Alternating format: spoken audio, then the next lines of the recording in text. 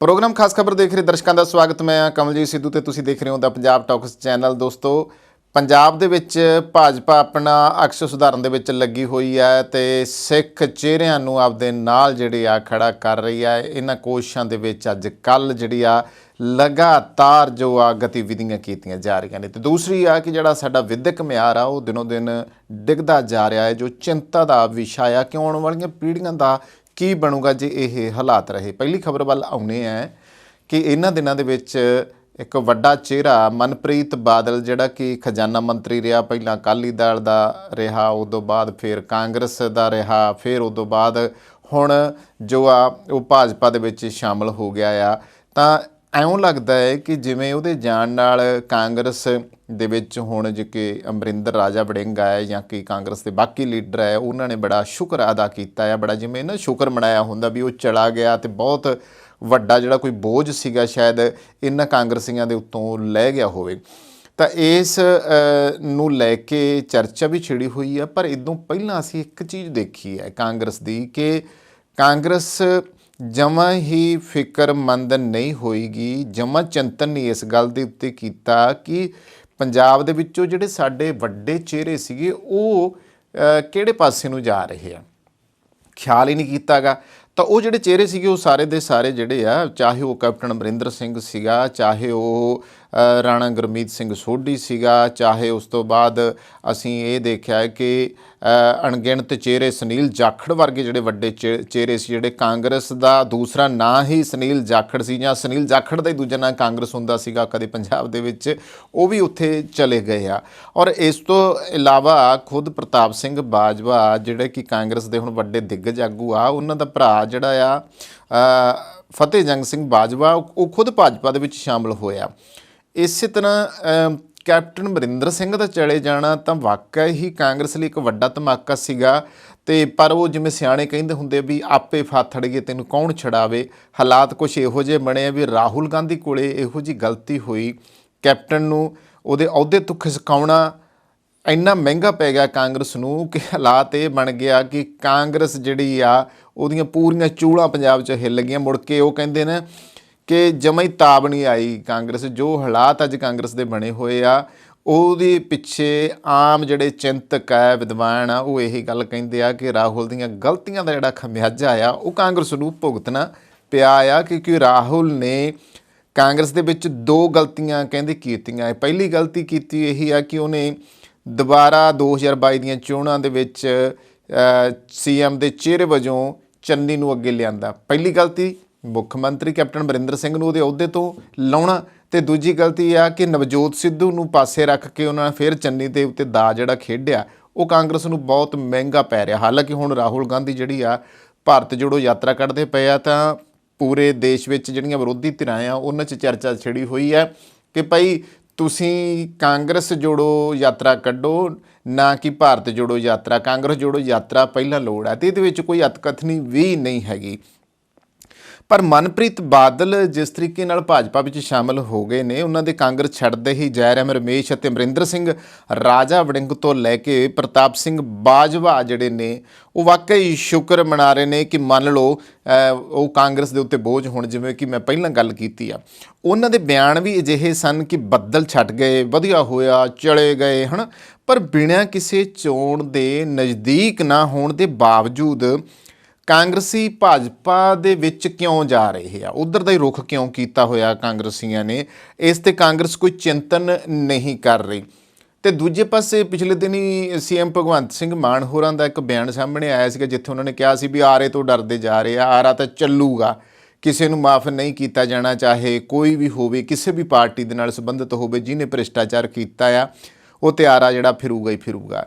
ਔਰ ਉਹਨਾਂ ਨੇ ਇਹ ਵੀ ਗੱਲ ਤਾਂ ਕੀਤੀ ਹੈ ਕਿਉਂਕਿ ਬਹੁਤੇ ਲੋਕ ਜਿਹੜੇ ਆ, ਕਿਉਂਕਿ ਭਾਜਪਾ ਹੁਣ ਕੇਂਦਰ ਦੀ ਸੱਤਾ ਦੇ ਉੱਤੇ ਕਾਬਜ਼ ਹੈ, ਇਸ ਕਰਕੇ ਇਹ ਗੱਲ CM ਮਾਨ ਹੋਣਾ ਨੇ ਕਹੀ ਆ ਕਿ ਜਿਹੜੇ ਇੱਥੇ ਡਰਦੇ ਭਾਜਪਾ 'ਚ ਜਾ ਰਹੇ ਨੇ, ਛੁਟਕਾਰਾ ਉੱਥੇ ਵੀ ਨਹੀਂ ਹੋਣਾ ਗਾ, ਆਰਾ ਜਿਹੜਾ ਉਹ ਇੱਦਾਂ ਦਾ ਇੱਦਾਂ ਹੀ ਚੱਲੂਗਾ। ਇੱਕ ਮੁੱਦਾ ਇਹ ਹੈ।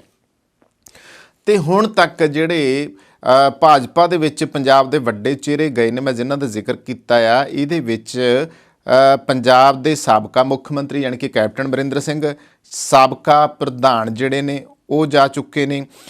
ਸਾਬਕਾ ਪ੍ਰਧਾਨ ਮਤਲਬ ਸੁਨੀਲ ਜਾਖੜ ਜਿਹੜੇ ਨੇ ਉਹਨਾਂ ਦਾ ਚਰਚਾ ਹੋ ਰਹੀ ਆ। 6 ਜਿਹੜੇ ਮੰਤਰੀ ਆ ਉਹ ਜਾ ਚੁੱਕੇ ਆ। ਕਈ ਸਾਬਕਾ ਵਿਧਾਇਕ ਜਿਹੜੇ ਨੇ ਉਹ ਹੁਣ ਤੱਕ ਭਾਜਪਾ ਦੇ ਵਿੱਚ ਜਾ ਚੁੱਕੇ ਨੇ, ਪਰ ਕਾਂਗਰਸ ਸੱਚੀਆਂ ਚੱਲਦੀ ਪਈ ਆ ਜਿਵੇਂ ਉਹਨੂੰ ਕੋਈ ਫਿਕਰ ਹੀ ਨਾ ਹੁੰਦਾ ਹੋਵੇ। ਇਹ ਸਭ ਦੇ ਵਿੱਚ ਇੱਕ ਵੱਡੀ ਚਰਚਾ ਜਿਹੜੀ ਆ ਉਹ ਪਰਦੇ ਪਿੱਛੇ ਇਹ ਹੈ ਕਿ ਨੇਤਾਵਾਂ ਦੀ ਸਿਧਾਂਤਕ ਜਿਹੜੀ ਵਿਚਾਰਧਾਰਾ ਸੀਗੀ ਉਹ ਕਿੱਥੇ ਚਲੀ ਗਈ ਆ, ਕਿ ਨੇਤਾਵਾਂ ਦੇ ਵਿਰੋਧੀ ਦਲਾਂ ਨਾਲ ਮਤਭੇਦ ਖਤਮ ਹੋ ਚੁੱਕੇ ਆ। ਆਗੂ ਜਿਹੜੇ ਆ ਉਹ ਪਾਰਟੀ ਛੱਡਣ ਅਤੇ ਨਵੀਂ ਪਾਰਟੀ 'ਚ ਸ਼ਮੂਲੀਅਤ ਕਰਨ ਦੇ ਵਿੱਚ ਕੋਈ ਝਿਜਕ ਜਿਹੜੀ ਆ ਉਹ ਮਹਿਸੂਸ ਹੀ ਨਹੀਂ ਕਰਦੇ। ਉਂਝ ਗੱਲ ਕੀਤੀ ਜਾਵੇ ਮਨਪ੍ਰੀਤ ਬਾਦਲ ਲਈ ਭਾਜਪਾ ਹੀ ਸਭ ਤੋਂ ਜ਼ਿਆਦਾ ਫਾਇਦੇਮੰਦ ਆ, ਕਿਉਂਕਿ ਉਹਨਾਂ ਦੀ ਕਾਰਜਸ਼ੈਲੀ ਜਿਹੜੀ ਹੈ ਮਨਪ੍ਰੀਤ ਦੀ ਉਹ ਵਪਾਰਕ ਹੀ ਰਹੀ ਹੈ, ਜਿਸ ਵਿੱਚ ਬਾਜ਼ਾਰ ਹਾਵੀ ਹੁੰਦਾ। ਇਹੀ ਕਾਰਨ ਹੈ ਕਿ ਉਹਨਾਂ ਨੇ ਸਬਸਿਡੀਆਂ ਦਾ ਪੁਰਜ਼ੋਰ ਵਿਰੋਧ ਕੀਤਾ ਸੀਗਾ। ਭਾਜਪਾ ਦੀਆਂ ਨੀਤੀਆਂ ਕਾਰਨ ਮਨਪ੍ਰੀਤ ਦੇ ਇਹ ਮਨ ਦੇ ਕਰੀਬ ਸੀ। ਉਂਝ ਭਾਜਪਾ ਦੇ ਇਸ ਕਾਂਗਰਸੀਕਰਨ ਨਾਲ ਪਾਰਟੀ ਦੇ ਉਹ ਕਰਮਚਾਰੀ ਹਰਾਸ਼ ਨੇ ਜਿਨ੍ਹਾਂ ਨੇ ਲੰਮੇ ਸਮੇਂ ਤੋਂ ਪਾਰਟੀ ਦੀ ਸੇਵਾ ਕੀਤੀ ਹੈ। ਇਹ ਹੁਣ ਇਕੱਲਾ ਭਾਜਪਾ ਦਾ ਮੁੱਦਾ ਨਹੀਂਗਾ। ਇੱਥੇ ਹੁਣ ਜਦੋਂ ਮਨਪ੍ਰੀਤ ਬਾਦਲ ਹੋਰਾਂ ਨੇ ਕਾਂਗਰਸ ਛੱਡੀ ਅਤੇ ਕਾਂਗਰਸ ਦੇ ਵਿੱਚ ਵੀ ਪ੍ਰਤਾਪ ਸਿੰਘ ਬਾਜਵਾ ਦਾ ਉਹ ਬਿਆਨ ਸਾਹਮਣੇ ਆਉਂਦਾ, ਜਿਹਦੇ ਵਿੱਚ ਉਹ ਕਹਿੰਦਾ ਕਿ ਪਹਿਲਾਂ ਇਹਦੇ ਤਾਏ ਨੇ ਜਿਹੜੀ ਆ ਖਾਕੀ ਨਿੱਕਰ ਪਜਾਮੇ ਦੇ ਥੱਲੇ ਪਾਈ ਹੋਈ ਸੀਗੀ ਤੇ ਇਹਨੇ ਤਾਂ ਹੁਣ ਸ਼ਰੇਆਮ ਪਜਾਮੇ ਦੇ ਉੱਤੇ ਪਾ ਲਈ ਆ। ਔਰ ਇਸ ਰਾਹੁਲ ਗਾਂਧੀ ਨੂੰ ਸੰਬੋਧਨ ਕਰਦਿਆਂ ਕਿਹਾ ਸੀ ਕਿ ਰਾਹੁਲ ਜੀ ਇਹੋ ਜਿਹਾ ਗੰਦਮੰਦ ਜਿਹੜਾ ਆ ਉਹ ਕੱਢ ਦਿਓ, ਤੇ ਨਾਲ ਹੀ ਕਿਹਾ ਸੀਗਾ ਕਿ ਕੁਝ ਸੋਚ ਕੇ ਰੱਖਿਆ ਕਰੋ, ਕਿਉਂਕਿ ਥੋੜ੍ਹੇ ਚਿਰ ਪਹਿਲਾਂ ਹੀ ਤਾਂ ਜਿਹੜਾ ਸੀ ਮਨਪ੍ਰੀਤ ਬਾਦਲ ਉਹ ਪਾਰਟੀ ਦੇ ਵਿੱਚ ਆਇਆ ਸੀ ਕਾਂਗਰਸ ਦੇ ਵਿੱਚ। ਫਿਰ ਆਉਂਦਿਆਂ ਸਰ ਜਿਸ ਤਰੀਕੇ ਨਾਲ ਫਿਰ ਉਹਨੂੰ ਖਜ਼ਾਨਾ ਮੰਤਰੀ ਬਣਾਇਆ ਗਿਆ ਕੈਪਟਨ ਅਮਰਿੰਦਰ ਸਿੰਘ ਦੀ ਵਜ਼ਾਰਤ ਵਿੱਚ, ਤੇ ਉਹ ਬਾਕੀ ਜਿਹੜੇ ਪਹਿਲੇ ਕਾਂਗਰਸੀ ਆਗੂ ਸੀ ਨਾ ਉਹਨਾਂ ਨੂੰ ਇਹ ਚੁੱਭਦਾ ਸੀਗਾ ਕਿ ਇੱਕੋ ਦਮ ਹੀ ਜਿਹੜਾ ਬੰਦਾ ਆ ਅਕਾਲੀ ਭਾਜਪਾ ਤੋਂ ਬਾਅਦ ਇੱਧਰ ਆਪਦੀ ਪਾਰਟੀ ਬਣਾਉਂਦਾ, ਫਿਰ ਉਹ ਆਪਦੀ ਪਾਰਟੀ ਉਹਦੀ ਕਾਮਯਾਬ ਨਹੀਂ ਹੁੰਦੀਗੀ ਭਗਤ ਸਿੰਘ ਦੀ ਗੱਲ ਕਰਨ ਵਾਲੇ ਦੀ, ਫਿਰ ਉਹ ਆ ਕੇ ਕਾਂਗਰਸ ਦਾ ਜਿਹੜਾ ਪੱਲਾ ਆ ਉਹ ਫੜ ਲੈਂਦਾ ਆ। ਫਿਰ ਉਦੋਂ ਬਾਅਦ ਹੁਣ ਉਹਨਾਂ ਨੂੰ ਲੱਗਿਆ ਕਿ ਜਿਹੜੇ ਚਿਰਾਂ ਤੋਂ ਪਾਰਟੀ 'ਚ ਸੇਵਾ ਕਰਦੇ ਆ ਹੈ ਨਾ, ਉਹਨਾਂ ਨੂੰ ਤੁਸੀਂ ਪਿੱਛੇ ਰੱਖਤਾ ਤੇ ਇਹੋ ਜਿਹਿਆਂ ਨੂੰ ਜਿਹੜੇ ਅਹੁਦੇ ਦੇ ਤੇ। ਹੁਣ ਇਹੀ ਹਾਲਾਤ ਹੁਣ ਭਾਜਪਾ ਵਾਲਿਆਂ ਲਈ ਵੀ ਫਿਕਰਮੰਦੀ ਵਾਲਾ ਬਣਿਆ ਪਿਆ ਵੀ ਜਿਹੜੇ ਪੰਜਾਬ ਦੇ ਵਿੱਚ ਇੰਨੇ ਚਿਰ ਤੋਂ ਸੇਵਾ ਕਰਦੇ ਆਉਂਦੇ ਆ ਉਹਨਾਂ ਨੂੰ ਫੇਰ ਪਾਸੇ ਤਾਕ 'ਤੇ ਰੱਖ ਦਿੱਤਾ ਜਾਊਗਾ। ਫਿਕਰ ਉਹਨਾਂ ਨੂੰ ਬਣਿਆ ਹੋਇਆ ਕਿ ਕਿਤੇ ਸਾਨੂੰ ਪਾਸੇ ਨਾ ਰੱਖ ਦਿੱਤਾ ਜਾਵੇ, ਤਾਂ ਕਿ ਮਨਪ੍ਰੀਤ ਬਾਦਲ ਵਰਗੇ ਜਿਹੜੇ ਵਿੱਚ ਆ ਚੁੱਕੇ ਆ ਉਹਨਾਂ ਨੂੰ ਜਿਹੜਾ ਆ ਫਿਰ ਕੋਈ ਵੱਡਾ ਅਹੁਦਾ ਜਿਹੜਾ ਦੇ ਦਿੱਤਾ ਜਾਵੇ। ਹੁਣ ਹਾਲ ਹੀ ਵਿੱਚ ਜਿਹੜੀ ਪੰਜਾਬ ਦੇ ਵਿੱਚ ਭਾਜਪਾ ਦੀ ਨਵੀਂ ਟੀਮ ਬਣੀ ਹੈ, ਇਸ ਦੇ ਵਿੱਚ ਬਾਹਰੀ ਆਗੂਆਂ ਦਾ ਦਬਦਬਾ ਇੰਨਾ ਵੱਧ ਗਿਆ ਹੈ ਕਿ ਪਾਰਟੀ ਨੇ ਉਹਨਾਂ ਨੂੰ ਸੂਬੇ ਵਿੱਚ ਉਪ ਪ੍ਰਧਾਨ, ਜਨਰਲ ਸਕੱਤਰ ਅਤੇ ਸਕੱਤਰ ਤੋਂ ਇਲਾਵਾ ਜ਼ਿਲ੍ਹਾ ਪ੍ਰਧਾਨ ਤੱਕ ਦੇ ਅਹੁਦਿਆਂ ਨਾਲ ਨਿਵਾਜਣ ਵਿੱਚ ਕੋਈ ਕਸਰ ਜਿਹੜੀ ਹੈ ਉਹ ਨਹੀਂ ਛੱਡੀ। ਭਾਜਪਾ ਵਿੱਚ ਇਹਨਾਂ ਨੇਤਾਵਾਂ ਦੇ ਆਉਣ ਨਾਲ ਪਾਰਟੀ ਚਾਹੇ ਉੱਤੋਂ ਮਜ਼ਬੂਤ ਵਿਖਾਈ ਦਿੰਦੀ ਹੋਵੇ, ਪਰ ਸੱਚ ਇਹ ਹੈ ਕਿ ਪਾਰਟੀ ਦੀ ਨੀਂਹ ਪੁਰਾਣੇ ਵਰਕਰਾਂ ਨੂੰ ਨਜ਼ਰਅੰਦਾਜ਼ ਕਰਨ ਨਾਲ ਹਿੱਲਣ ਲੱਗੀ ਹੈ। ਤਾਂ ਹੁਣ ਇੱਕ ਤਾਂ ਇਹ ਹੋ ਗਿਆ ਮੁੱਦਾ। ਦੂਜੇ ਪਾਸੇ ਇੱਕ ਵੱਡਾ ਜਿਹੜਾ ਪੱਤਾ ਖੇਡਦੀ ਪਈ ਹੈ ਭਾਜਪਾ, ਉਹ ਸਿੱਖ ਚਿਹਰਿਆਂ ਨੂੰ ਲੈ ਕੇ ਖੇਡ ਰਹੀ ਹੈ, ਕਿਉਂਕਿ ਜਦੋਂ ਦਾ ਅਕਾਲੀ ਭਾਜਪਾ ਦੇ ਨਾਲ ਗੱਠਜੋੜ ਟੁੱਟਿਆ ਹੋਇਆ ਆ ਉਸ ਤੋਂ ਬਾਅਦ ਸਿੱਖ ਚਿਹਰਿਆਂ ਦੀ ਬਹੁਤ ਵੱਡੀ ਕਮੀ ਸੀਗੀ।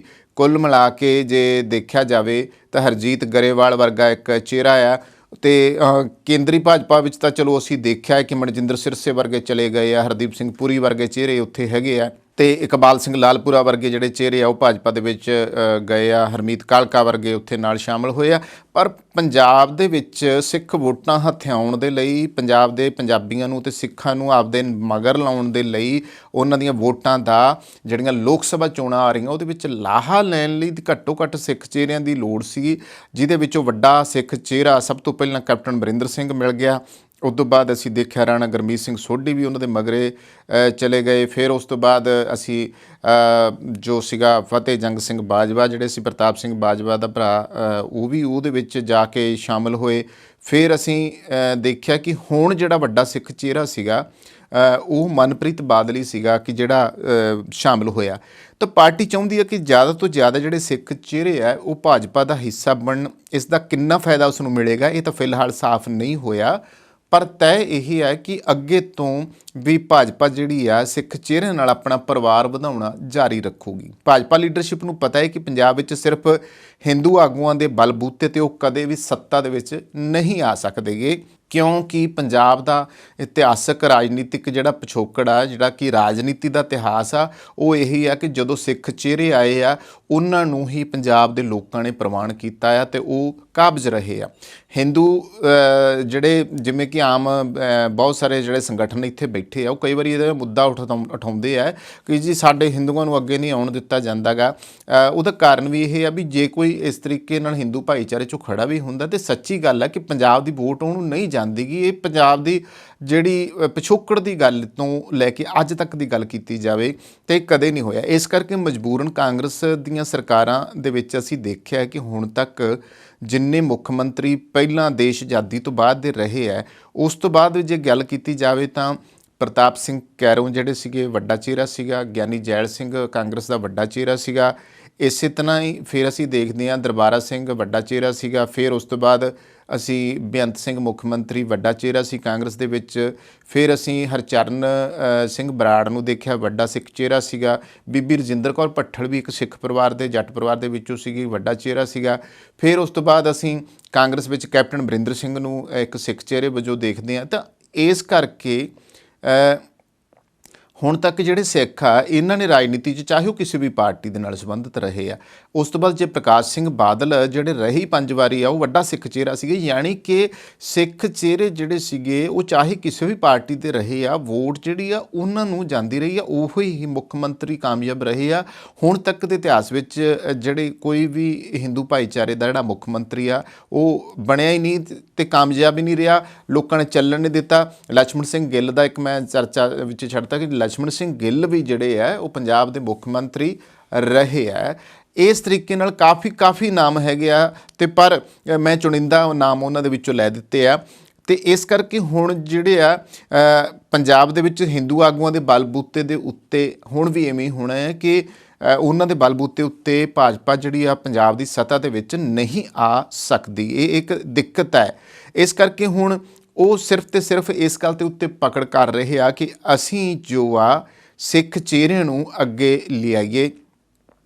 ਤਾਂ ਪਿਛਲੀਆਂ ਚੋਣਾਂ ਵਿੱਚ ਸਥਾਪਿਤ ਦਲਾਂ ਦੇ ਵਿੱਚ ਉਹਨਾਂ ਦੇ ਦਿੱਗਜ ਜਿਹੜੇ ਸੀਗੇ ਉਹਨਾਂ ਨੇ ਜੋ ਪਟਕਣੀ ਜਿਹੜੀ ਵੋਟਰਾਂ ਨੂੰ ਦਿੱਤੀ ਹੈ, ਜਿਹੜੇ ਹਿੰਦੂ ਉਹਨਾਂ ਨੇ ਖੜੇ ਵੀ ਕੀਤੇ ਸੀ ਭਾਈਚਾਰੇ ਦੇ ਵਿੱਚ, ਉਸ ਵਿੱਚ ਭਾਜਪਾ ਸੁਪਨਾ ਦੇਖ ਰਹੀ ਹੈ ਉਸ ਨੂੰ ਵੀ ਸੱਤਾ ਦੀ ਕੁੰਜੀ ਹਾਸਲ ਹੋ ਸਕਦੀ ਹੈ, ਬਸ਼ਰਤੇ ਵੋਟਰਾਂ ਦੀ ਜਿਹੜੀ ਨਾਰਾਜ਼ਗੀ ਹੈ ਅਕਾਲੀ ਦਲ ਅਤੇ ਕਾਂਗਰਸ ਦੇ ਪ੍ਰਤੀ ਬਰਕਰਾਰ ਰਹੇ। ਭਾਜਪਾ ਹੀ ਤਾਂ ਕਹਿੰਦੇ ਨੇ ਕਿ ਅਗਲੀਆਂ ਚੋਣਾਂ ਵਿੱਚ ਆਮ ਆਦਮੀ ਪਾਰਟੀ ਅਤੇ ਭਾਜਪਾ ਵਿੱਚ ਮੁਕਾਬਲਾ ਦੇਖਣ ਨੂੰ ਮਿਲੇਗਾ। ਇਸ ਦੀ ਕਸਰਤ ਉਸ ਨੇ ਲੋਕ ਸਭਾ ਚੋਣਾਂ ਦੇ ਮੱਦੇਨਜ਼ਰ ਕੇਂਦਰੀ ਮੰਤਰੀਆਂ ਦੇ ਪੰਜਾਬ ਵਿੱਚ ਦੌਰੇ ਵਧਾ ਕੇ ਸ਼ੁਰੂ ਵੀ ਕਰ ਦਿੱਤੀ ਹੈ। ਅਮਿਤ ਸ਼ਾਹ ਦੀ ਮੁਲਤਵੀ ਹੋਈ 29 ਜਨਵਰੀ ਦੀ ਪਟਿਆਲਾ ਰੈਲੀ ਵਿੱਚ ਕਈ ਸਿੱਖ ਆਗੂਆਂ ਨੂੰ ਭਾਜਪਾ ਵਿੱਚ ਸ਼ਾਮਲ ਕਰਨ ਦੀ ਯੋਜਨਾ ਸੀ ਜੋ ਧਰੀ ਧਰਾਈ ਰਹਿ ਗਈ, ਜਿਹਦੇ ਵਿੱਚ ਜਿਹੜੀ ਆ ਕੈਪਟਨ ਅਮਰਿੰਦਰ ਸਿੰਘ ਦੀ ਧਰਮ ਪਤਨੀ ਪ੍ਰਨੀਤ ਕੌਰ ਹੋਰਾਂ ਦਾ ਨਾਮ ਵੀ ਆ ਰਿਹਾ ਸੀਗਾ ਕਿ ਉਹ ਹੁਣ ਕਾਂਗਰਸ ਛੱਡ ਕੇ ਜਿਹੜੇ ਆ ਭਾਜਪਾ 'ਚ ਜਾਣਗੇ। ਹੁਣ ਇਹ ਸਮਾਂ ਦੱਸੂਗਾ ਆਉਣ ਵਾਲੇ ਸਮੇਂ ਦੇ ਵਿੱਚ ਕਿ ਵਾਕਿਆ ਹੀ ਸਿੱਖ ਚਿਹਰਿਆਂ ਦੇ ਨਾਲ ਭਾਜਪਾ ਨੂੰ ਫਾਇਦਾ ਹੁੰਦਾ ਆ ਜਾਂ ਨਹੀਂ। ਆਉਂਦੇ ਆ ਜੀ ਅਗਲੀ ਖਬਰ ਵੱਲ ਨੂੰ। ਪੰਜਾਬ ਦੇ ਵਿੱਚ ਪੁਰਾਣੇ ਵੇਲਿਆਂ ਤੋਂ ਲੈ ਕੇ ਅੱਜ ਤੱਕ ਦਾ ਜੇ ਆਪਾਂ ਲੇਖਾ ਜੋਖਾ ਕਰੀਏ ਤਾਂ ਪੁਰਾਣੇ ਵੇਲਿਆਂ ਵਿੱਚ ਜਿਹੜਾ ਵਿੱਦਿਆ ਦਾ ਮਿਆਰ ਸੀਗਾ ਅੰਗਰੇਜ਼ਾਂ ਦੇ ਸਮੇਂ ਤੋਂ ਬਾਅਦ ਜਿਹੜਾ ਸੀਗਾ ਸਕੂਲ ਜਿਹੜੇ ਜਿਵੇਂ ਵਾਧਾ ਹੁੰਦਾ ਗਿਆ ਤਾਂ ਉਸ ਜ਼ਮਾਨੇ 'ਚ ਇੱਕ ਗੱਲ ਹੁੰਦੀ ਸੀ ਵੀ ਜਿਹੜੇ ਸਕੂਲਾਂ ਦੇ ਵਿੱਚ ਅਧਿਆਪਕ ਹੁੰਦੇ ਸੀ, ਮਾਸਟਰ ਹੁੰਦੇ ਸੀ, ਭੈਣ ਜੀਆਂ ਹੁੰਦੀਆਂ ਸੀਗੀਆਂ, ਉਹ ਬਹੁਤ ਵਧੀਆ ਤਰੀਕੇ ਨਾਲ ਪੜ੍ਹਾਉਂਦੇ ਸੀਗੇ ਤੇ ਵਿਦਿਆਰਥੀ ਵੀ ਪੂਰੇ ਨਿਖਰ ਕੇ ਆਉਂਦੇ ਸੀਗੇ। ਤੇ ਸਭ ਤੋਂ ਵੱਡੀ ਗੱਲ ਇਹ ਹੁੰਦੀ ਸੀ ਵੀ ਪੜ੍ਹਾਈ ਦੇ ਵਿੱਚ ਜਿਹੜੀਆਂ ਮਸ਼ਕਾਂ ਆ ਉਹ ਕਰਾਈਆਂ ਜਾਂਦੀਆਂ ਹੁੰਦੀਆਂ ਸੀ। ਜਿਵੇਂ ਮਿਸਾਲ ਦੇ ਤੌਰ 'ਤੇ ਪ੍ਰਾਇਮਰੀ ਦੇ ਵਿੱਚ ਅਸੀਂ ਦੇਖਦੇ ਸੀਗੇ ਕਿ ਤੜਕੇ ਜਾਂਦਿਆਂ ਸਾਰ ਜਿਵੇਂ ਬਾਲ ਸਭਾ ਸ਼ੁਰੂ ਹੁੰਦੀ ਸੀਗੀ, ਪ੍ਰਾਰਥਨਾ ਹੁੰਦੀ ਸੀਗੀ, ਪ੍ਰਾਰਥਨਾ ਤੋਂ ਬਾਅਦ ਕਸਰਤਾਂ ਵੀ ਕਰਾਈਆਂ ਜਾਂਦੀਆਂ ਸੀ। ਫਿਰ ਉਸ ਤੋਂ ਬਾਅਦ ਕੀ ਹੁੰਦਾ ਸੀਗਾ ਕਿ ਪਹਾੜੇ ਜਿਹੜੇ ਸੀਗੇ ਉਹ ਸਾਰਿਆਂ ਨੂੰ ਰਟਾਏ ਜਾਂਦੇ ਹੁੰਦੇ ਸੀਗੇ, ਚਾਹੇ ਉਹ 10ਵੀਂ ਤੱਕ ਦੀਆਂ ਜਮਾਤਾਂ ਸੀਗੀਆਂ। ਅਸੀਂ ਦੇਖਦੇ ਰਹੇ ਹਾਂ ਕਿ ਪਹਾੜੇ ਜਿਹੜੇ ਸੀਗੇ ਉਹ ਰਟਾਏ ਜਾਂਦੇ ਸੀਗੇ, ਉੱਚੀ ਪੜ੍ਹਦੇ ਹੁੰਦੇ ਸੀਗੇ। ਕਲਾਸਾਂ ਦੇ ਵਿੱਚੋਂ ਵੱਖ-ਵੱਖ ਜਿੰਨੀਆਂ ਵੀ ਜਮਾਤਾਂ ਹੁੰਦੀਆਂ ਸੀ ਉਹਨਾਂ ਵਿੱਚ ਆਵਾਜ਼ਾਂ ਆਉਂਦੀਆਂ ਹੁੰਦੀਆਂ ਸੀ ਕਿ ਬੱਚੇ ਜਿਹੜੇ ਆ ਉਹ ਪੂਰੀ ਇਮਾਨਦਾਰੀ ਦੇ ਨਾਲ ਜਿਹੜੇ ਆ ਉਹ ਪਹਾੜੇ ਜਿਹੜੇ ਆ ਉਹ ਪੜ੍ਹ ਰਿਹਾ, ਰੱਟ ਰਿਹਾ, ਯਾਦ ਹੋ ਜਾਂਦਾ ਸੀਗਾ। ਇਸੇ ਤਰ੍ਹਾਂ ਚਾਹੇ ਉਹ ਊੜਾ ਆੜਾ ਸੀ, ਮੁਹਾਰਨੀ ਸੀ, ਇਸੇ ਤਰ੍ਹਾਂ ਅਸੀਂ ਦੇਖਿਆ। ਫਿਰ ਏਕਾ ਦੂਏ ਤੋਂ ਲੈ ਕੇ ਤੇ 100 ਤੱਕ ਦੀ ਗਿਣਤੀ ਆ। ਫਿਰ ਖਾਸ ਤੌਰ ਦੇ ਉੱਤੇ ਜਿਹੜੀ ਹਿੰਦੀ ਦੀ ਮੁਹਾਰਨੀ ਸੀ, ਚਾਹੇ ਪਹਿਲਾਂ ਪੰਜਾਬੀ ਤਾਂ ਚਲੋ ਸ਼ੁਰੂਆਤ ਸੀਗੀ ਤੇ ਹਿੰਦੀ ਦੀ ਮੁਹਾਰਨੀ ਪੜ੍ਹਾਈ ਜਾਂਦੀ ਸੀ, ਫਿਰ ਅੰਗਰੇਜ਼ੀ ਦੀਆਂ ਮਸ਼ਕਾਂ ਹੋਣੀਆਂ ਸ਼ੁਰੂ ਹੋ ਗਈਆਂ। ਤਾਂ ਇਹ ਇੱਕ ਤਰੀਕਾਕਾਰ ਹੁੰਦਾ ਸੀ ਬੱਚਿਆਂ ਨੂੰ ਪੜ੍ਹਾਈ ਦੇ ਨਾਲ ਜੋੜਨ ਦਾ, ਔਰ ਬਹੁਤ ਵਧੀਆ ਢੰਗ ਹੁੰਦਾ ਸੀਗਾ। ਪਰ ਹੁਣ ਜਿਹੜਾ ਆ ਪੜ੍ਹਾਈ ਦਾ ਮਿਆਰ ਜਿਹੜਾ ਹੈ ਉਹ ਡਿੱਗ ਪਿਆ। ਅਤੇ ਫਿਰ ਇਹ ਵੀ ਹੁੰਦਾ ਸੀਗਾ ਕਿ ਅਸੀਂ ਸਕੂਲਾਂ ਦੇ ਵਿੱਚ ਇਹ ਦੇਖਦੇ ਹੁੰਦੇ ਸੀਗੇ ਕਿ ਕਈ ਜਿਹੜੇ ਬੱਚੇ ਹੁੰਦੇ ਸੀਗੇ ਛੋਟੀਆਂ ਜਮਾਤਾਂ ਦੇ, ਉਹਨਾਂ 'ਚ ਕਈ ਇੰਟੈਲੀਜੈਂਟ ਬੱਚੇ ਹੁੰਦੇ ਸੀ ਜਿਨ੍ਹਾਂ ਨੂੰ ਚੁਣ ਲਿਆ ਜਾਂਦਾ ਸੀ, ਅਤੇ ਉਹ ਅਗਲੀ ਜਮਾਤ ਦੀਆਂ ਕਿਤਾਬਾਂ ਵੀ ਉਹ ਬੱਚੇ ਪਹਿਲੀਆਂ 'ਚ ਹੀ ਪੜ੍ਹ ਮਾਰਦੇ ਸੀਗੇ। ਕਈ ਵਾਰੀ ਕਿਸੇ ਇਹੋ ਜਿਹੇ ਵਿਦਿਆਰਥੀ ਨੂੰ ਲਿਆਂਦਾ ਜਾਂਦਾ ਹੁੰਦਾ ਸੀਗਾ ਜਮਾਤਾਂ ਦੇ ਵਿੱਚ ਇਹ ਵਿਖਾਉਣ ਲਈ ਸਾਰੇ ਬੱਚਿਆਂ ਨੂੰ ਵੀ ਵੇਖੋ ਆਹ ਵਿਦਿਆਰਥੀ ਜਿਹੜਾ ਆ ਇਹ ਹੈ ਤਾਂ ਦੂਜੀ ਕਲਾਸ 'ਚ, ਪਰ ਤੀਜੀ ਦੀਆਂ ਸਾਰੀਆਂ ਕਿਤਾਬਾਂ ਦੇ ਬਾਰੇ ਇਹਨੂੰ ਨੌਲੇਜ ਆ, ਉਹ ਪੜ੍ਹ ਲੈਂਦਾ ਆ, ਹੈ ਨਾ। ਕਿਉਂਕਿ ਘਰ ਦੇ ਵਿੱਚ ਕੋਈ ਭੈਣ ਭਰਾ ਪੜ੍ਹਦਾ ਹੁੰਦਾ ਸੀ, ਉਹ ਆਪਦੀਆਂ ਕਿਤਾਬਾਂ, ਕਈ ਜਵਾਕ ਐਡੇ ਹੁਸ਼ਿਆਰ ਹੁੰਦੇ ਸੀ ਵੀ ਆਪਦੀਆਂ ਕਿਤਾਬਾਂ ਜਿਹੜੀਆਂ ਸੀਗੀਆਂ ਉਹ ਖਤਮ ਕਰ ਲਈਆਂ। ਅਗਲੀਆਂ ਜਿਹੜੀਆਂ ਕਿਤਾਬਾਂ ਹੁੰਦੀਆਂ ਸੀਗੀਆਂ ਨਾ ਜਮਾਤਾਂ ਦੀਆਂ ਆਪਦੀਆਂ ਭੈਣ ਭਰਾਵਾਂ ਦੀਆਂ, ਉਹ ਪੜ੍ਹ ਕੇ ਉਹ ਰੱਟ ਲੈਂਦੇ ਸੀ, ਔਰ ਉਹ ਕਾਫੀ ਹੁਸ਼ਿਆਰ ਹੋ ਜਾਂਦੇ ਸੀ ਇਸ ਮਾਮਲੇ 'ਚ। ਆਪਦਾ ਵੀ ਚੇਤੇ ਸੀ, ਅਗਲਾ ਵੀ ਚੇਤੇ ਹੁੰਦਾ ਸੀ। ਇੱਦਾਂ ਦੇ ਮਤਲਬ ਜਵਾਕ ਜਿਹੜੇ ਸੀ ਉਹ ਚੋਣਵੇਂ ਹੁੰਦੇ ਸੀ, ਜਿਵੇਂ ਖੇਤ ਵਿੱਚ ਕਹਿੰਦੇ ਨਾ ਬੀਜ ਚੋਣਵਾਂ ਹੁੰਦਾ, ਉਸੇ ਤਰ੍ਹਾਂ ਇਹੋ ਜਿਹੇ ਜਵਾਕ ਵੀ ਚੋਣਵੇਂ ਹੁੰਦੇ ਸੀਗੇ। ਔਰ ਇਹੀ ਖਾਸ ਤੌਰ ਦੇ ਉੱਤੇ ਵਿੱਦਿਆ ਦਾ ਮਿਆਰ ਨੂੰ ਉੱਤਾ ਚੱਕਣ ਵਾਲੇ ਵਿਦਿਆਰਥੀਆਂ ਦੇ ਵਿੱਚੋਂ ਹੁੰਦੇ ਸੀਗੇ। ਹੁਣ ਇੱਥੇ ਗੱਲ ਕਰਦੇ ਹਾਂ ਕਿ ਸਿੱਖਿਆ ਦੇ ਖੇਤਰ ਵਿੱਚ 2022 ਦੀ ਜਿਹੜੀ ਪਿਛਲੇ ਵਰ੍ਹੇ ਦੀ ਰਿਪੋਰਟ ਹੈ ਉਹਦੇ ਅਨੁਸਾਰ 2022 ਵਿੱਚ ਦੇਸ਼ ਦੇ ਸਕੂਲਾਂ ਵਿੱਚ ਵਿਦਿਆਰਥੀਆਂ ਦਾ ਵਾਧਾ ਹੋਇਆ ਆ।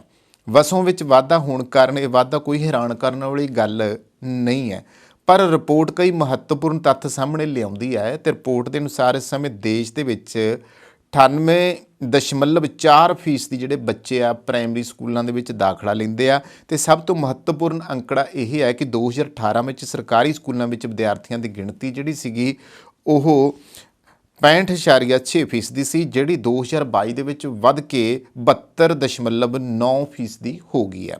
ਰਿਪੋਰਟ ਦਾ ਸਭ ਤੋਂ ਜਿਹੜਾ ਚਿੰਤਾਜਨਕ ਪਹਿਲੂ ਸੀ ਕਿ ਵਿਦਿਆਰਥੀਆਂ ਦੇ ਵਿੱਦਿਅਕ ਮਿਆਰ ਦਾ ਡਿੱਗ ਪੈਣਾ।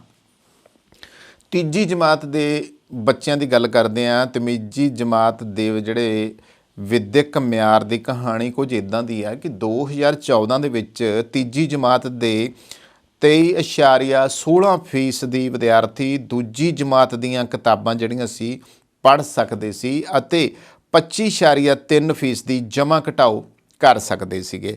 2018 ਵਿੱਚ ਗਿਣਤੀ ਕ੍ਰਮਵਾਰ 27.2% ਅਤੇ 28.1% ਹੋ ਗਈ ਆ। ਪਰ 2022 ਵਿੱਚ ਇਹ ਦੋਵੇਂ ਜਿਹੜੀਆਂ ਮੁਹਾਰਤਾਂ ਸੀਗੀਆਂ ਰੱਖਣ ਵਾਲੇ ਵਿਦਿਆਰਥੀਆਂ ਦੀ ਜਿਹੜੀ ਗਿਣਤੀ ਹੈ ਉਹ ਘਟ ਗਈ। ਹੁਣ ਕੀ ਹੋਇਆ?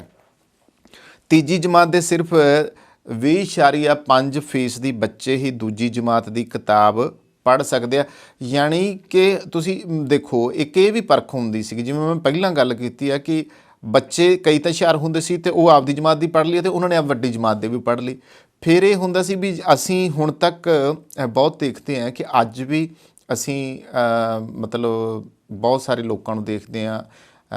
ਆਪਣੀ ਗੱਲ ਮੈਂ ਲਾ ਲਾਂ, ਤੁਹਾਡੇ 'ਚੋਂ ਕਈ ਜਣੇ ਹੋਣਗੇ ਕਿ ਸਾਨੂੰ ਨਾ ਹਜੇ ਪ੍ਰਾਇਮਰੀ ਜਮਾਤ ਵਿੱਚ ਪੜ੍ਹੇ ਹੋਏ ਕਈ ਸਬਕ, ਕਈ ਲੈਸਨ ਜਿਹੜੇ ਆ ਉਹ ਜੇ ਚੇਤੇ ਆ, ਕਈ ਕਹਾਣੀਆਂ ਚੇਤੇ ਆ, ਠੀਕ ਹੈ ਨਾ। ਜਿਵੇਂ ਹੁਣ ਮਿਸਾਲ ਦੇ ਤੌਰ ਦੇ ਉੱਤੇ ਮੈਂ ਇੱਕ ਗੱਲ ਤੁਹਾਡੇ ਨਾਲ ਇਹ ਕਰੂੰਗਾ ਕਿ ਬਚਪਨ ਦੀਆਂ ਕਈ ਕਵਿਤਾਵਾਂ ਹੁੰਦੀਆਂ ਸੀਗੀਆਂ, ਅਤੇ ਜਿਵੇਂ ਅਸੀਂ ਇੱਕ ਕਵਿਤਾ ਪੜ੍ਹਦੇ ਸੀ, ਵੇਖੋ ਸ਼ਹਿਰ ਦਾ ਬਾਜ਼ਾਰ ਰੰਗਾ ਰੰਗ ਦੀ ਬਹਾਰ, ਕਿਤੇ ਬੈਠਾ ਹਲਵਾਈ, ਹੈ ਨਾ। ਅਤੇ ਇਸੇ ਤਰ੍ਹਾਂ ਭਰਪੂਰ ਜਵਾਨੀ ਖੇਤਾਂ ਦੀ ਭਰਪੂਰ ਜਵਾਨੀ ਹੋ, ਖੇਤ ਜੋ ਬੀਜੇ ਗੋਡੇ ਵਾਹੇ, ਭਰ ਸਰਵਰ ਨੇ ਪਾਣੀ ਲਾਏ, ਬੈੜ ਜੋ ਲਿੱਤੇ ਜੋ। ਅੰਮ੍ਰਿਤ ਪ੍ਰੀਤਮ ਦੀ ਕਵਿਤਾ ਸਾਨੂੰ ਅਜੇ ਵੀ ਚੇਤੇ ਆ। ਅਤੇ ਇਸੇ ਤਰ੍ਹਾਂ ਹੀ 10ਵੀਂ ਜਮਾਤ ਵਿੱਚ ਪੜ੍ਹੇ ਹੋਏ ਨਾਦਰ ਸ਼ਾਹ ਦੀ ਵਾਰ ਉਹ ਅਜੇ ਵੀ ਚੇਤੇ ਆ। ਨਾਨਕ ਸਿੰਘ ਦੀਆਂ ਕਹਾਣੀ ਜਿਹੜੀ ਭੂਆ ਉਹ ਅਜੇ ਵੀ ਸਾਡੇ ਚੇਤਿਆਂ ਵਿੱਚ ਵਸੀ ਹੋਈ ਆ। ਇਸੇ ਤਰ੍ਹਾਂ ਅਸੀਂ ਦੇਖਦੇ ਹੁੰਦੇ ਸੀਗੇ ਛੋਟੀਆਂ ਗੱਲਾਂ, ਅਤੇ ਕਾਹਨੂੰ ਲੱਭਦੇ ਮੱਲ ਅਖਾੜਿਆਂ ਦੇ ਵਿੱਚੋਂ ਇੱਕ ਲੇਖ ਪੜ੍ਹਦੇ ਹੁੰਦੇ ਸੀਗੇ, ਉਹ ਸਾਨੂੰ ਅਜੇ ਵੀ ਚੇਤੇ ਆ। ਬਹੁਤ ਸਾਰਾ ਕੁਛ ਹੁੰਦਾ ਸੀ। ਬਚਪਨ ਦੀਆਂ ਤਾਂ ਕਵਿਤਾਵਾਂ ਜਿਹੜੀਆਂ ਆ ਉਹ ਸਾਨੂੰ ਭੁੱਲੀਆਂ ਹੀ ਨਹੀਂ। ਅਤੇ ਬਚਪਨ ਦੇ ਵਿੱਚ ਬਹੁਤ ਸਾਰੇ ਜਿਹੜੇ ਸੀਗੇ, ਜਿਵੇਂ ਪਹਿਲੀ ਜਮਾਤ 'ਚ ਕੱਚੀ ਦੇ ਵਿੱਚ ਕਾਇਦਾ ਪੜ੍ਹਦੇ ਹੁੰਦੇ ਸੀਗੇ, ਅਤੇ ਉਹ ਜਿਹੜੀਆਂ ਗੱਲਾਂ ਸੀਗੀਆਂ ਸੂਰਜਾ ਸੂਰਜਾ ਫੱਟੀ ਸਕਾ, ਉਹ ਜਿਹੜੀਆਂ ਗੱਲਾਂ ਸੀ ਕਿ ਸੂਰਜਾ ਸੂਰਜਾ ਫੱਟੀ ਸਕਾ, ਸਾਡੇ ਵਿਹੜੇ ਧੁੱਪ ਲਿਆ, ਹੈ ਨਾ। ਅਤੇ ਯਾਨੀ ਕਿ ਹੁਣ ਚੇਤੇ ਹੁਣ ਤੱਕ ਆ। ਜੇ ਹੁਣ ਦੀ ਪੀੜ੍ਹੀ ਨੂੰ ਕਹੀਏ ਨਾ ਤੁਸੀਂ ਪਹਿਲੀ ਕੱਚੀ ਪੱਕੀ ਵਿੱਚ ਪੜ੍ਹਿਆ ਕੀ ਹੈ, ਅਤੇ ਉਹਨਾਂ ਨੂੰ ਜਮਾਂ ਚੇਤਾ ਨਹੀਂ ਹੋਣਾ ਗਾ। ਅਤੇ ਔਰ ਸਭ ਤੋਂ ਵੱਡੀ ਗੱਲ ਇਹ ਆ ਕਿ ਅਗਲੀ ਜਮਾਤ 'ਚ ਮੰਨ ਕੇ ਚੱਲੋ, ਹੁਣ ਇੱਥੇ ਜਿਹੜਾ ਅੰਕੜਾ ਸਾਹਮਣੇ ਆਇਆ, ਜਿਹੜੀ ਪਰਖ ਹੋਈ ਹੈ, ਸਰਵੇਖਣ ਹੋਇਆ, ਉਹਦੇ ਵਿੱਚ ਜਵਾਕ ਤੀਜੀ 'ਚ ਆ, ਪਰ ਉਹ ਦੂਜੀ ਜਮਾਤ ਦਾ ਜੋ ਪੜ੍ਹ ਕੇ ਆਇਆ ਉਹਨੂੰ ਜਮਾਂ ਨਹੀਂ ਚੇਤਾ ਹੈਗਾ, ਉਹ ਭੁੱਲ ਗਿਆ। ਇਹ ਨਲਾਇਕੀ ਆ, ਇਹ ਵਿੱਦਿਆ ਦੇ ਮਿਆਰ ਡਿੱਗਣ ਵਾਲੀ ਜਿਹੜੀ ਗੱਲ ਹੈ ਉਹ ਹੋਈ ਪਈ ਹੈ। ਹੁਣ ਗੱਲ ਜੇ ਇੱਥੇ ਪੰਜਾਬ ਦੀ ਆਪਾਂ ਕਰ ਲਈਏ ਤਾਂ ਪੜ੍ਹਨ ਵਿੱਚ ਨਿਪੁੰਨਤਾ ਪੰਜਾਬ ਦੇ ਵਿਦਿਆਰਥੀਆਂ ਦੀ ਵੀ ਘਟੀ ਹੈ। ਪੰਜਾਬ ਵਿੱਚ ਤੀਜੀ ਜਮਾਤ ਦੇ 33% ਬੱਚੇ ਲੋੜੀਂਦੀ ਪੜ੍ਹਨ ਯੋਗਤਾ ਯਾਨੀ ਕਿ ਦੂਜੀ ਜਮਾਤ ਦੀਆਂ ਕਿਤਾਬਾਂ ਪੜ੍ਹਨ ਦੀ ਯੋਗਤਾ ਰੱਖਦੇ ਨੇ। ਭਾਵ ਤੀਜੀ ਜਮਾਤ ਦੇ 67% ਬੱਚੇ ਦੂਜੀ ਜਮਾਤ ਦੀ ਕਿਤਾਬ ਨਹੀਂ ਪੜ੍ਹ ਸਕਦੇ। ਇਹ ਯੋਗਤਾ 2018 ਦੇ ਮੁਕਾਬਲੇ ਵਿੱਚ 6% ਘਟੀ ਹੈ ਤੇ 2018 ਵਿੱਚ ਪੰਜਾਬ ਵਿੱਚ ਤੀਜੀ ਜਮਾਤ ਦੇ ਲਗਭਗ 50% ਵਿਦਿਆਰਥੀ ਘਟਾਓ ਦੇ ਸਵਾਲ ਕਰ ਸਕਦੇ ਆ। ਪਰ 2022 ਵਿੱਚ ਇਹ ਗਿਣਤੀ ਘਟ ਕੇ 44.8% ਰਹਿ ਗਈ ਹੈ।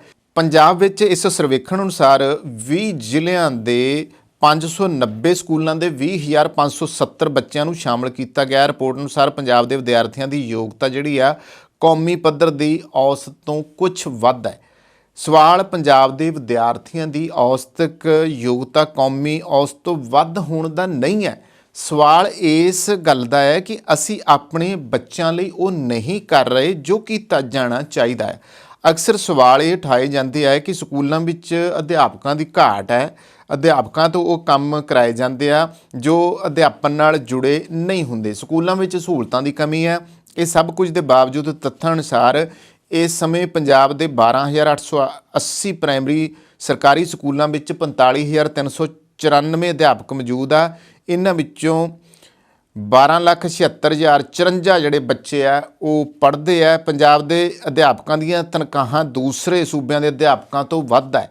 ਇਹ ਬੱਚੇ ਰੋਜ਼ਾਨਾ ਸਕੂਲ ਜਾਂਦੇ ਆ, 6 ਘੰਟੇ ਦਾ ਸਮਾਂ ਉੱਥੇ ਬਤੀਤ ਕਰਦੇ ਆ। ਜੇ 2 ਸਾਲ ਸਕੂਲ ਵਿੱਚ ਜਾਣ ਤੋਂ ਬਾਅਦ ਉਹਨਾਂ ਦੀ ਵਿੱਦਿਅਕ ਯੋਗਤਾ ਉਪਰੋਕਤ ਦੱਸੇ ਅਨੁਸਾਰ ਹੈ ਤਾਂ ਇਹ ਚਿੰਤਾਜਨਕ ਹੈ। ਪੰਜਾਬ ਵਿੱਚ 8ਵੀਂ ਵਿੱਚ ਪੜ੍ਹਦੇ ਬੱਚਿਆਂ ਦੀ ਯੋਗਤਾ ਇਸ ਤਰ੍ਹਾਂ ਆ ਕਿ 17.4% ਬੱਚੇ ਦੂਜੀ ਜਮਾਤ ਦੀ ਕਿਤਾਬ ਜਿਹੜੀ ਆ ਉਹ ਨਹੀਂ ਪੜ੍ਹ ਸਕਦੇਗੇ ਅਤੇ 55.5% ਸਧਾਰਨ ਤਕਸੀਮ ਜਿਹੜੀ ਆ ਉਹ ਨਹੀਂ ਕਰ ਸਕਦੇ। 32.4% ਅੰਗਰੇਜ਼ੀ ਜ਼ਬਾਨ ਦਾ ਪੂਰਾ ਵਾਕ ਨਹੀਂ ਪੜ੍ਹਦੇਗੇ। ਇਸ ਦੇ ਅਰਥ ਇਹ ਆ ਕਿ 7-8 ਸਾਲ ਸਕੂਲ ਵਿੱਚ ਪੜ੍ਹਨ ਦੇ ਬਾਵਜੂਦ 17% ਤੋਂ ਵੱਧ ਬੱਚੇ ਅਨਪੜ੍ਹਾਂ ਵਰਗੇ ਆ। ਔਰ ਪਹਿਲੇ ਜਿਹੜੇ ਬੱਚੇ ਸੀ ਨਾ ਉਹਨਾਂ ਦੇ ਵਿੱਚ ਇਹ ਖਾਸੀਅਤ ਹੁੰਦੀ ਸੀ ਵੀ ਬੱਚੇ ਅੱਜ ਵੀ ਵੱਡੇ ਵੱਡੇ ਅਹੁਦਿਆਂ 'ਤੇ ਚਲੇ ਗਏ ਆ, ਅਜੇ ਵੀ ਚਾਹੇ ਉਹ ਆਪਣੇ ਕੋਈ ਸਰਕਾਰੀ ਜੋਬ 'ਤੇ ਆ ਚਾਹੇ ਨਹੀਂ ਹੈਗਾ, ਜਾਂ ਆਪਣੇ ਕਾਰੋਬਾਰ ਖੋਲ੍ਹਿਆ ਜਾਂ ਕੋਈ ਆਪਣਾ ਕੰਮ ਕਿਰਤ ਕਰਦੇ ਆ, ਪਰ ਨੌਲੇਜ ਪੱਖੋਂ ਜੇ ਦੇਖਿਆ ਜਾਵੇ ਉਹਨਾਂ ਦੀ ਨੌਲੇਜ ਅੱਜ ਵੀ ਹੈ। ਅੱਜ ਵੀ ਉਹਨਾਂ ਦੀ ਜਿਹੜੀ ਨੌਲੇਜ ਆ ਉਸ ਨੂੰ ਕਿਹਾ ਜਾ ਸਕਦਾ ਕਿ ਲਾਜਵਾਬ ਸੀਗੀ, ਜਦੋਂ ਕਿ ਇਹ ਜਿਹੜਾ ਪੱਧਰ ਹੈ, ਇਹ ਜਿਹੜਾ ਲੈਵਲ ਆ ਇਹ ਘੱਟ ਹੋਇਆ ਹੈ। ਅਖੀਰ ਤੇ ਅਸੀਂ ਇਹ ਗੱਲ ਕਰ ਸਕਦੇ ਹਾਂ ਕਿ ਇਸ ਤੋਂ ਸਿੱਟਾ ਜਿਹੜਾ ਆ ਇਹ ਨਿਕਲਦਾ ਆ ਕਿ ਅਸੀਂ ਆਪਣੇ ਬੱਚਿਆਂ ਦਾ ਸਮਾਂ ਤੇ ਵਸੀਲੇ ਜਾਇਆ ਕਰ ਰਹੇ ਹਾਂ ਤੇ ਘੱਟ ਯੋਗਤਾ ਵਾਲੇ ਵਿਦਿਆਰਥੀ ਪੈਦਾ ਕੀਤੇ ਜਾ ਰਹੇ ਨੇ। ਇਹ ਪੰਜਾਬੀ ਸਮਾਜ ਦੀ ਮੂਲ ਸਮੱਸਿਆ ਹੈ। ਸਰਕਾਰਾਂ ਤੇ ਪੜ੍ਹਨ ਪੜ੍ਹਾਉਣ ਦੇ ਤਰੀਕਿਆਂ ਵਿੱਚ ਦੋਸ਼ ਲੱਭਣ ਅਤੇ ਸਹੂਲਤਾਂ ਨਾ ਮਿਲਣ ਬਾਰੇ ਬਿਆਨ ਤੇ ਲੇਖ ਆਮ ਪੜ੍ਹਨ ਨੂੰ ਮਿਲਦੇ ਆ, ਪਰ ਇਹ ਅੰਕੜੇ ਅਧਿਆਪਕ ਵਰਗ ਦੀ ਸਮੂਹਕ ਜ਼ਿੰਮੇਵਾਰੀ ਬਾਰੇ ਵੱਡੇ ਸਵਾਲ ਖੜੇ ਕਰਦੇ ਆ। ਜਿੱਥੇ ਸਿਆਸੀ ਤੇ ਪ੍ਰਸ਼ਾਸਕੀ ਜਮਾਤਾਂ ਵਿੱਚ ਸਮਾਜਿਕ ਪ੍ਰਤੀਬੱਧਤਾ ਦੀ ਘਾਟ ਹੈ, ਉੱਥੇ ਅਧਿਆਪਕ ਵਰਗ ਵਿੱਚ ਇਹ ਘਾਟ ਸਪਸ਼ਟ ਦਿਖਾਈ ਦਿੰਦੀ ਹੈ। ਪੰਜਾਬੀ ਸਮਾਜ ਨੂੰ ਇਸ ਬਾਰੇ ਜਿਹੜੇ ਆ ਗੰਭੀਰਤਾ ਨਾਲ ਸੋਚਣਾ ਚਾਹੀਦਾ। ਔਰ ਇੱਕ ਗੱਲ ਇਹ ਵੀ ਹੈ ਕਿ ਹਜੇ ਵੀ ਬਹੁਤ ਸਕੂਲਾਂ ਦੇ ਵਿੱਚ ਬਹੁਤ ਸਾਰੇ ਅਧਿਆਪਕ ਇਹ ਹੈ ਜਿਹੜੇ ਫਰਲੋ ਮਾਰਨੋਂ ਨਹੀਂ ਹਟਦੇਗੇ, ਜਿਹੜੇ ਲੱਗੇ ਟੀਚਰ ਹੋਏ ਆ ਪਰ ਕੰਮ ਜਿਹੜੇ ਆ ਉਹ ਹੋਰ ਕਰਦੇ ਫਿਰਦੇ ਆ। ਔਰ ਕਈ ਪ੍ਰਤੱਖ ਉਦਾਹਰਨਾਂ ਜੇ ਦੱਸਣ ਬੈਠੀਏ ਤਾਂ ਤੁਸੀਂ ਹੈਰਾਨ ਰਹਿ ਜਾਓਗੇ ਕਿ ਉਹ ਆਪਣੇ ਅੱਜ ਸੋਸ਼ਲ ਮੀਡੀਆ ਜਾਂ ਹੋਰ ਪੱਖਾਂ ਦੇ ਵਿੱਚ ਦੇਖਿਆ ਜਾਵੋ ਹੋਣਗੇ ਅਧਿਆਪਕ, ਪਰ ਉਹ ਕਈ ਬੇਲੋੜੇ ਕੰਮ ਇਹੋ ਜਿਹੇ ਕਰਦੇ ਪਏ ਆ ਜਿਹੜੇ ਸਿੱਖਿਆ ਦੇ ਨਾਲ ਸੰਬੰਧਿਤ ਨਹੀਂ ਹੈਗੇ। ਉਹਨਾਂ ਅਧਿਆਪਕਾਂ ਦੇ ਉੱਤੇ ਅਗਰ ਨਜ਼ਰਸਾਨੀ ਕੀਤੀ ਜਾਵੇ ਤਾਂ ਉਹ ਅਧਿਆਪਕ ਬੱਚਿਆਂ ਦੇ ਕਿੰਨੇ ਕੁ ਸਕੇ ਆ, ਜਿਹੜੇ ਕਿ ਆਪਣੇ ਜ਼ਿਲ੍ਹਾ ਪੱਧਰ ਦੇ ਜਿਹੜੇ ਅਧਿਕਾਰੀ ਹੁੰਦੇ ਆ ਉਹਨਾਂ ਦੇ ਨਾਲ ਸਾਂਢਾ ਗਾਂਢਾ ਕਰਕੇ ਚੱਲਦੇ ਆ ਤੇ ਫਰਲੋ ਇੱਦਾਂ ਮਾਰ ਛੱਡਦੇ ਆ। ਉਹ ਬੱਚਿਆਂ ਨੂੰ ਕੀ ਪੜ੍ਹਾਉਣਗੇ? ਪਹਿਲਾਂ ਹੀ ਸਕੂਲਾਂ ਦੇ ਵਿੱਚ ਅਧਿਆਪਕਾਂ ਦੀ ਕਮੀ ਆ। ਹਾਲਾਂਕਿ ਦੇਖਿਆ ਜਾਵੇ ਕਿ ਜੋ ਸਥਿਤੀ ਹੋਣੀ ਚਾਹੀਦੀ ਸੀ ਪਹਿਲੀਆਂ ਸਰਕਾਰਾਂ ਦੇ ਵਿੱਚ, ਹੁੰਦਾ ਕੀ ਸੀਗਾ ਕਿ ਸਰਕਾਰੀ ਅਧਿਆਪਕਾਂ ਦੀਆਂ ਜਿਹੜੀਆਂ ਡਿਊਟੀਆਂ ਸੀਗੀਆਂ ਕਈ ਥਾਵਾਂ 'ਤੇ ਇਹੋ ਜਿਹੀ ਥਾਂ 'ਤੇ ਲਾ ਦਿੱਤੀਆਂ ਜਾਂਦੀਆਂ ਸੀਗੀਆਂ ਜਿਹੜੀਆਂ ਕਿ ਵਾਕਿਆ ਹੀ ਅਧਿਆਪਕਾਂ ਨੂੰ ਬੱਚਿਆਂ ਦੇ ਉੱਤੇ ਜਿੰਨਾ ਟਾਈਮ ਦੇਣਾ ਚਾਹੀਦਾ, ਜਿੰਨਾ ਵਕਤ ਦੇਣਾ ਚਾਹੀਦਾ ਉਹਨਾਂ ਦੇ ਨਹੀਂ ਸਕਦੇ ਸੀਗੇ, ਜਿਸ ਕਰਕੇ ਪੜ੍ਹਾਈ ਦੇ ਵਿੱਚ ਇਹ ਵੀ ਇੱਕ ਘਾਟ ਰਹੀ ਆ। ਹੁਣ ਜਦੋਂ ਕਿ ਭਗਵੰਤ ਮਾਨ ਸਰਕਾਰ ਹਾਲੇ ਆਈ ਹੈ ਤੇ ਇਹਨਾਂ ਨੇ ਹਜੇ ਅਧਿਆਪਕਾਂ ਦੀਆਂ ਜਿਹੜੀਆਂ ਡਿਊਟੀਆਂ ਲਾਉਣ ਦੀ ਜਿਹੜੀ ਵੱਖ-ਵੱਖ ਥਾਂ ਦੇ ਉੱਤੇ ਆ ਕੋਈ ਇਹੋ ਜਿਹਾ ਕੰਮ ਨਹੀਂ ਕੀਤਾ ਤੇ ਨਾ ਹੀ ਇਹ ਕਰਨਗੇ, ਕਿਉਂਕਿ ਵਿੱਦਿਆ ਦੇ ਮਿਆਰ ਨੂੰ ਉੱਪਰ ਚੁੱਕਣਾ ਚਾਹੁੰਦੀ ਹੈ ਸਰਕਾਰ, ਕਿਉਂਕਿ ਇਹਨਾਂ ਨੇ ਵਾਅਦੇ ਦਾਅਵੇ ਕੀਤੇ ਹੋਏ ਆ।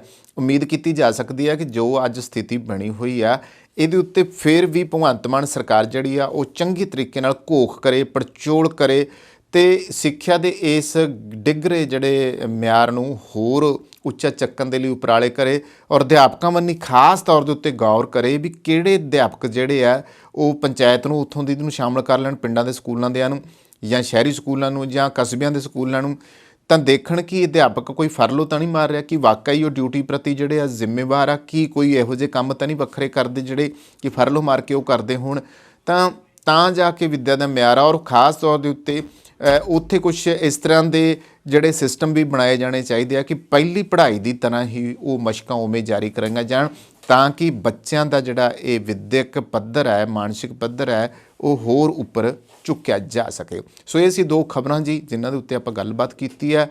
ਕਿੱਦਾਂ ਲੱਗਦੇ ਨੇ ਸਾਡੇ ਪ੍ਰੋਗਰਾਮ, ਇਸ ਬਾਰੇ ਸਾਨੂੰ ਜ਼ਰੂਰ ਦੱਸਿਆ ਕਰੋ। ਇੱਥੇ ਕਰਦੇ ਹਾਂ ਸਮਾਪਤ। ਧੰਨਵਾਦ। ਤੁਹਾਡੀਆਂ ਗੱਡੀਆਂ ਲਈ ਕਿਸੇ ਵੀ ਤਰ੍ਹਾਂ ਦੀ ਮੁਰੰਮਤ ਜਾਂ 4 ਵੀਲਰ ਹੈਲਪਲਾਈਨ ਜੇਕਰ ਤੁਸੀਂ ਭਾਲ ਰਹੇ ਹੋ ਤਾਂ ਸੰਪਰਕ ਕਰੋ ਤੁਹਾਡੇ ਆਪਣੇ ਸ਼ਹਿਰ ਵਿਨੀਪੈਗ 'ਚ ਟਾਊਨ ਆਟੋ ਬਾਡੀ ਵਿਖੇ। ਸਤਿ ਸ੍ਰੀ ਅਕਾਲ ਜੀ, ਮੇਰਾ ਨਾਮ ਹੈਗਾ Shamsher Singh, town auto body ਤੋਂ। ਰੱਬ ਨਾ ਕਰੇ ਤੁਹਾਡੀ ਗੱਡੀ ਨੂੰ ਕੁਝ ਹੋ ਜਾਂਦਾ ਵਾ ਤੇ ਤੁਸੀਂ ਸਿੱਧਾ ਟਾਊਨ ਆਟੋ ਬਾਡੀ ਤੇ ਆਓ। ਅਸੀਂ ਇੱਥੇ ਇਹ ਸਾਡੀ ਜਿਹੜੀ ਸ਼ਾਪ ਹੈਗੀ ਡਾਇਰੈਕਟ ਰਿਪੇਅਰ ਸ਼ਾਪ ਹੈਗੀ ਆ। ਅਸੀਂ ਆਪਣੇ ਆਪ ਹੀ ਐਮਪੀਏ ਨੂੰ ਕਾਲ ਕਰਕੇ ਤੁਹਾਡੀ ਗੱਡੀ ਦਾ ਕਲੇਮ ਖੋਲ੍ਹ ਦਿੰਦੇ ਹਾਂ ਤੇ ਤੁਹਾਡੀ ਗੱਡੀ ਦਾ ਐਸਟੀਮੇਟ ਬਣਾ ਕੇ ਐਮਪੀਏ ਨੂੰ ਭੇਜ ਦਿੰਦੇ ਹਾਂ। ਕੋਈ ਵੀ ਤੁਹਾਡੀ ਗੱਡੀ ਤੇ ਸਕ੍ਰੈਚ, ਡੈਂਟ ਜਾਂ ਕੋਈ ਤੁਹਾਡੀ ਗੱਡੀ ਦੇ ਕੋਈ ਸ਼ੀਸ਼ੇ ਤੋੜ ਗਿਆ ਵਾ, ਤੁਸੀਂ ਸਾਨੂੰ ਕਾਲ ਕਰੋ, ਅਸੀਂ ਆਪਣੇ ਆਪ ਹੀ ਗਲਾਸ ਕਲੇਮ ਖੋਲ੍ਹ ਲੈਂਦੇ। ਇਹ ਸ਼ਾਪ ਜਿਹੜੀ ਆ ਇਹ ਐਮਪੀਏ ਦੀ ਕ੍ਰੈਡਿਟ ਸ਼ਾਪ ਹੈਗੀ ਆ ਵਾ। ਅਸੀਂ ਸਿੱਧੀ ਡਾਇਰੈਕਟ ਬਿਲਿੰਗ ਕਰਦੇ ਹਾਂ ਐਮਪੀਏ ਨੂੰ। ਇੱਥੇ ਅਸੀਂ ਆਪ ਹੀ ਗਲਾਸ ਕਲੇਮ ਵੀ ਖੋਲ੍ਹਦੇ ਹਾਂ। ਤੁਹਾਨੂੰ ਗਲਾਸ ਕਲੇਮ ਖੋਲ੍ਹਣ ਦੀ ਫੋਨ ਦੀ ਲੋੜ ਨਹੀਂ ਹੈਗੀ, ਅਸੀਂ ਆਪਣੇ ਆਪ ਇੱਥੇ ਗਲਾਸ ਕਲੇਮ ਖੋਲ੍ਹਦੇ। ਜਦੋਂ ਤੱਕ ਤੁਹਾਡੀ ਗੱਡੀ ਇੱਥੇ ਸ਼ਾਪ 'ਤੇ ਰਹੂਗੀ ਉਦੋਂ ਤੱਕ ਅਸੀਂ ਕਾਰ ਰੈਂਟਲ ਵੀ ਦੇਵਾਂਗੇ। ਵੈਨਾਂ, ਟਰੱਕ, SUV ਕੋਈ ਵੀ ਤੁਹਾਨੂੰ ਕਾਰ ਰੈਂਟਲ ਵੀ ਚਾਹੀਦੀ ਹੋਈ ਅਸੀਂ ਕਾਰ ਰੈਂਟਲ ਵੀ ਤੁਹਾਨੂੰ ਦੇਵਾਂਗੇ। ਆਪਣੀ ਸ਼ਾਪ ਲੋਕੇਸ਼ਨ ਹੈਗੀ ਹੈ 64 ਸਾਲਟਰ ਸਟਰੀਟ ਵਿਨੀਪੈਗ ਦੇ ਵਿੱਚ। ਜਿਵੇਂ ਤੁਹਾਨੂੰ ਪਤਾ ਹੀ ਹੈ ਸਨੋ ਆ ਰਹੀ ਹੈ ਵਿਨੀਪੈਗ ਦੇ ਵਿੱਚ, ਉਵੇਂ ਤੁਹਾਡੇ ਲਈ ਅਸੀਂ ਵਿੰਟਰ ਟਾਇਰ ਪ੍ਰੋਗਰਾਮ ਲੈ ਕੇ ਆਏ। ਐਮਪੀਏ ਦਾ ਵਿੰਟਰ ਟਾਇਰ ਪ੍ਰੋਗਰਾਮ ਆ, ਉਹਦੇ ਵਿੱਚ $2000 ਤੱਕ ਤੁਹਾਨੂੰ ਐਮਪੀ ਹੀ ਲੋਨ ਦਿੰਦੀ ਆ। ਵਿੰਟਰ ਟਾਇਰ ਪ੍ਰੋਗਰਾਮ ਵਿੱਚ ਅਲੋਏ ਵੀਲਸ, ਟਾਇਰ, ਅਲਾਈਨਮੈਂਟ ਤੁਸੀਂ ਕਰਵਾ ਸਕਦੇ ਹੋ। ਕੋਈ ਵੀ ਤੁਹਾਨੂੰ ਜਾਣਕਾਰੀ ਦੀ ਲੋੜ ਆ ਤੁਸੀਂ ਸਾਨੂੰ ਜਦੋਂ ਮਰਜ਼ੀ ਫੋਨ ਕਰ ਲਓ 2044211300 ਤੇ, ਜਾਂ ਤੁਸੀਂ ਸਾਡੀ ਵੈਬਸਾਈਟ ਤੇ ਜਾ ਲਓ www.townautobody.ca। ਉਹਦੇ ਵਿੱਚ ਤੁਸੀਂ 24/7 ਲਾਈਵ ਚੈਟ ਤੁਸੀਂ ਏਜੰਟ ਦੇ ਨਾਲ ਕਰ ਸਕਦੇ ਹੋ। Thank you.